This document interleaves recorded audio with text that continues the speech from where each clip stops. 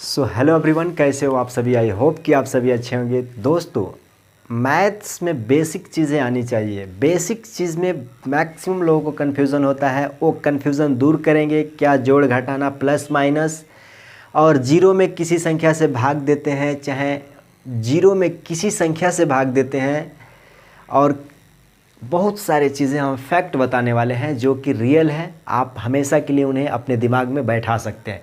ठीक है, वो क्या फैक्ट है, वो क्या मैथमेटिक्स का फैक्ट है, आप जान करके हैरान हो जाओगे। और आप भी सोचोगे कि ये चीज़ें हमको पता थी, लेकिन कॉन्फिडेंस नहीं था कि यही चीज़ होता है।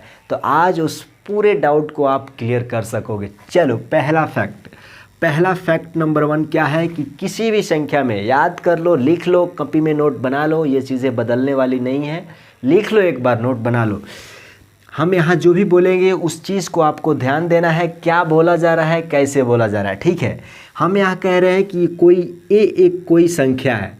किसी भी संख्या में जीरो का गुणा करने से क्या आंसर आता है? ज़ीरो आता है। हमने क्या बोला?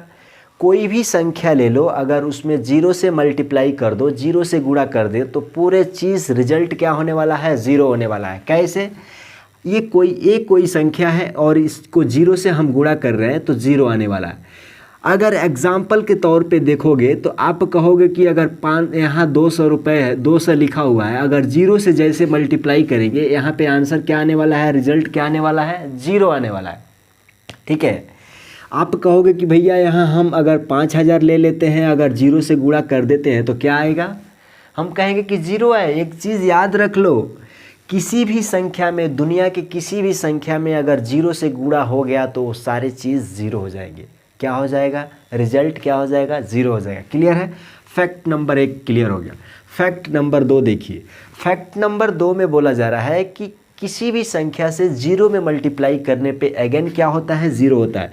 आप कहोगे कि ये जीरो है, जीरो में किसी संख्या से गुणा कर दें तो क्या हो जाएगा? यहाँ भी ज़ीरो हो जाएगा, यहाँ भी क्या हो जाएगा? ज़ीरो हो जाएगा। सेम एग्जाम्पल वही रहेगा कि सपोज़ यहाँ 10,000 है, 10,000 है, उसमें जीरो से गुणा करेंगे तो रिजल्ट ज़ीरो हो जाएगा। चलिए, दूसरा फैक्ट क्लियर हो गया। तीसरा फैक्ट बहुत ही इम्पॉर्टेंट फैक्ट है, तो ध्यान दीजिएगा। यहाँ तीसरा फैक्ट में बोला जा रहा है कि अगर किसी भी संख्या से, ध्यान दीजिएगा, किसी भी संख्या से जीरो में भाग दिया जाए तो रिजल्ट क्या आता है? ज़ीरो होता है। देखिए, यहाँ पे ये एक संख्या है, सपोज ए के जगह पे 2 है, 4 है, 5 है, 6 है, जीरो ऊपर में है। यहाँ पे ध्यान दीजिएगा, किसी भी संख्या से अगर जीरो में भाग दिया जाए तो रिजल्ट ऑलवेज ज़ीरो आता है। कैसे? अगर सपोज़ यहाँ ज़ीरो है, यहाँ 2 से भाग देंगे तो रिजल्ट क्या आएगा? ज़ीरो आएगा। सपोज़ यहाँ 5000 है, जीरो यहाँ 5000 नहीं है, यहाँ पे ऊपर में ज़ीरो रखना है ना, यहाँ पे ज़ीरो है, अगर 5000 से भाग देते हैं तो रिजल्ट क्या आएगा? ज़ीरो आएगा। क्लियर है? नोट में लिख लीजिएगा। ठीक है। फैक्ट नंबर 4 बहुत ही इंपॉर्टेंट है, सबको डाउट रहता है ऑलमोस्ट। यहाँ पे देखिए, किसी भी संख्या में जीरो से भाग देंगे, क्या करेंगे? कोई भी संख्या है, सपोज 4 रुपये, 2 रुपये, 300, 200, 500, अगर जीरो से भाग दे देते हैं तो इनफाइनाइट हो जाएगा। क्या हो जाएगा? इनफाइनाइट। इनफाइनाइट का सिंबल क्या है? आप देख रहे हैं, एगो जीरो पार देंगे तो इनफाइनाइट का सिंबल आ जाएगा। क्लियर है ना टेक्निक भी? चलो ठीक है, तो अब इसका एग्जाम्पल देख लेते हैं। सपोज यहाँ 2000 है, 2000 में जीरो से भाग देंगे तो क्या होगा? इनफाइनाइट आ जाएगा। यहाँ पे 2 है, जीरो से भाग देंगे तो क्या हो जाएगा? इनफाइनाइट आ जाएगा। और सबसे इम्पॉर्टेंट पाँचवा नंबर क्या है? याद रहेगा कि नहीं रहेगा? फिर रिपीट नहीं होगा। समथिंग का पावर 0 इक्वल टू 1 होता है। दुनिया में किसी भी चीज़ का पावर 0 कर दोगे, यहाँ पे देखिए, ये एक कोई संख्या है, क्या करोगे? बट यहाँ condition a is not equal to 0। अभी बताएंगे कि a का पावर अगर a 0 हो जाएगा तो क्या होगा, हाँ वो भी बताने वाले हैं। ठीक है, तो देखो, यहाँ a का पावर 0 अगर करते हो तो यहाँ वैल्यू क्या आने वाला है? 1 आने वाला है। हो गया? याद हो गया? दिमाग में बैठा लिए। एग्जाम्पल कहोगे, सपोज़ यहाँ 5 का पावर 0 है तो इसका वैल्यू कितना होने वाला है? 1 होने वाला है। आप कहोगे कि अगर यहाँ 5000 लिख देंगे तो 5000 का पावर 0 तो फिर क्या होगा? 1 ही होगा। हमने एक ही पॉइंट में बोल दिया है कि किसी भी चीज़ का पावर अगर 0 लगा देते हो तो वैल्यू रिजल्ट में क्या आएगा, 1 आएगा, यानी उसका आंसर क्या आएगा, 1 आएगा। क्लियर है ये चीज़। 6 इम्पॉर्टेंट थिंग्स, किसी भी संख्या में उसी सेम संख्या से माने स्वयं संख्या से भाग दिया जाए तो रिजल्ट ऑलवेज 1 होता है। आपने क्या कहा भैया, समझ नहीं पाए। हम कह रहे हैं कि सपोज यहाँ 5 है और 5 से भाग दोगे तो ऑलवेज रिजल्ट कितना आएगा, 1 आएगा। सपोज यहाँ 10 है, 10 से भाग दोगे तो रिजल्ट क्या आएगा, 1 आएगा। सपोज यहाँ 3 है, 3 से भाग दोगे तो कितना आएगा, रिजल्ट 1 आएगा। मीन्स स्वयं के संख्या से भाग देने में, स्वयं को स्वयं से भाग देने में नंबर से रिजल्ट क्या आने वाला है, 1 आने वाला है। आई होप कि ये पूरा फैक्ट आप लिख लिए होंगे, याद कर लिए होंगे। ठीक है, आइए कुछ और जानते हैं। आइए और कुछ बेसिक पार्ट जान लीजिए, इंपॉर्टेंट फैक्ट के बारे में और जान लीजिए। देखिए 7वां नंबर में क्या बोला जा रहा है।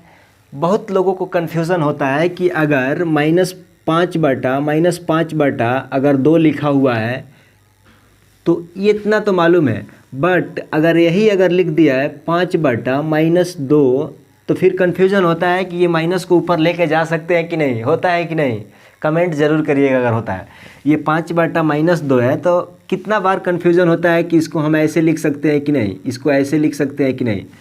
जी बिल्कुल, आज क्लियर कर लीजिए। अगर बट्टे में प्लस है तो कोई बातें नहीं है, टेंशन नहीं है।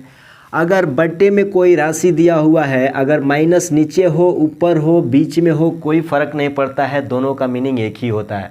क्या समझ गए। अगर ऐसे भी लिखा हुआ है तो आप समझेंगे कि हाँ ठीक है, मीन्स ये इस फॉर्मेट को भी लिख सकते हैं, इस फॉर्मेट को भी लिख सकते हैं, इस फॉर्मेट को भी लिख सकते हैं, सेम चीज़ें हैं। ठीक है, पूरे का मतलब एक ही है। अगर बट्टे में माइनस है, ऊपर है, नीचे है, कोई फ़र्क नहीं पड़ता है। कन्फ्यूज़न क्लियर है पूरा। चलिए 8वां नंबर। अब बहुत लोगों को पक्षांतर करने में, इक्वेशन यानी समीकरण हल करने में दिक्कत होती है। सपोज़ यहाँ अगर प्लस इक्वल टू का इधर है तो इधर जाएगा तो ये क्या हो जाएगा, इक्वल टू का उधर जाएगा तो क्या हो जाएगा, प्लस का 5 हो जाएगा कि नहीं। ये कब समझ में आएगा, जब इक्वेशन, क्वाड्रेटिक इक्वेशन चाहे कुछ भी सॉल्व करोगे, इक्वल टू का इधर उधर लेके जाओगे तो उसमें हल करना है। और डाउट, एक बड़ा, सबसे बड़ा डाउट है कि अगर ABC ऐसे लिखा हुआ है तो क्या हम इसको A गुणे B गुणे C लिख सकते हैं कि नहीं। जी बिल्कुल लिख सकते हैं। अगर कोई भी राशि ऐसे लिखा हुआ है तो उसका मतलब क्या है, मल्टीप्लाई में है, मल्टीप्लाई में दिया हुआ है। ठीक है, तो इस चीज़ को भी आपको क्लियर करना है। और दूसरी बात 10वां नंबर कि A/B = C/D, तो यहाँ से अगर हम चाहें तो इक्वल टू में, बट्टे में नहीं चाहिए तो आप क्या लिख सकते हैं, AD = क्या लिख सकते हैं, BC। ठीक है, क्लियर है ये चीज़, नोट कर लीजिएगा, इस फॉर्मेट में लिख सकते हैं। ठीक है, ये कैसे, ये गुणा करके, ये गुणा करके, तिरछा तिरछी गुणा करके आता है ना। ठीक है, ये क्लियर है, ये चीज़ें इम्पॉर्टेंट है, बेसिक चीज़ें हैं, लेकिन मैथ्स में किसी भी लेवल पे यूज़ होता है। किसी भी लेवल, दुनिया में कहीं भी रहोगे, किसी भी क्लास में रहोगे, कुछ भी कर लो, ये सारे चीज़ अप्लीकेबल है, यूज़ होता है, हमने खुद अप्लाई करी है। ठीक है।